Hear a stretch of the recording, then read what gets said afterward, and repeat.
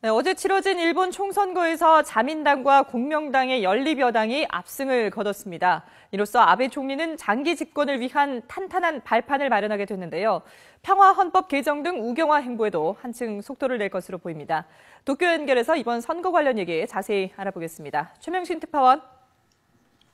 네, 도쿄입니다. 네, 자, 먼저 선거 결과부터 알아보죠. 연립여당의 압승이라고 하는데요. 의석을 얼마나 확보한 겁니까?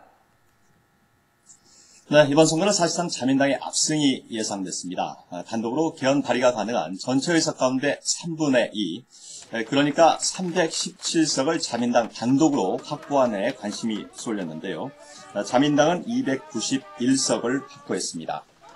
연립여당이 공명당 35석을 합쳐서 326석을 거둠에 따라 개헌 발의가 가능한 정족수를 채우게 됐습니다. 반면에 야당은 참패를 당했습니다. 제1야당이죠. 민주당은 기존의 62석보다는 늘어나긴 했지만 73석에 머물렀고 유신당도 41석에 그쳤습니다. 특히 민주당 가이에다 바니 대표는 자신의 지역과 비례대표에서 연거푸 고배를 마시며 대표직 사임 의사를 밝히는 등 정치 생명에 빨간불이 켜졌습니다.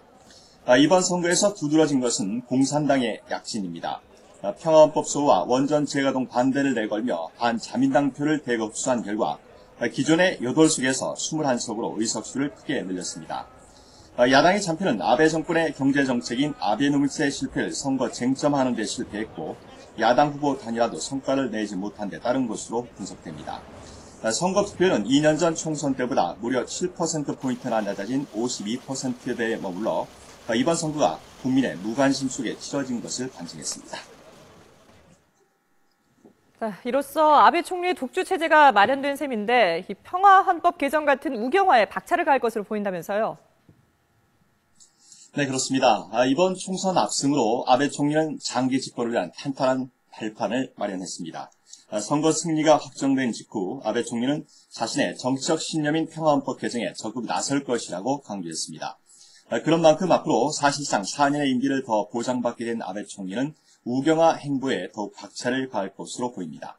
우선 내년 봄 집단자위권 행사를 위한 관련 법안 정비에 속도를 내고 평화헌법 개정 논의도 본격화할 것으로 보입니다. 또 내년 종전 70주년을 맞아 전후체제 탈피를 주요 내용으로 담은 아베 담화를 내놓을 가능성이 큽니다. 내용에 따라서는 한국과 중국 등 주변 국가의 갈등의 골이 더욱 깊어질 우려도 있어 보입니다.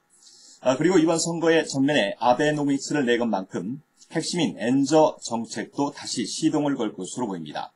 하지만 엔저 가치 하락이 통제를 벗어날 경우 국채와 주가까지 폭락하는 트리플 악셀을 초래할 가능성이 있어서 속도 조절에 나설 것으로 전망됩니다.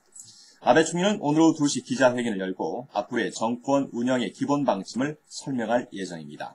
아베 총리는 또 오는 24일 열릴 특별국회에서 다시 총리로 세 번째 지명될 예정입니다. 지금까지 도쿄에서 전해드렸습니다.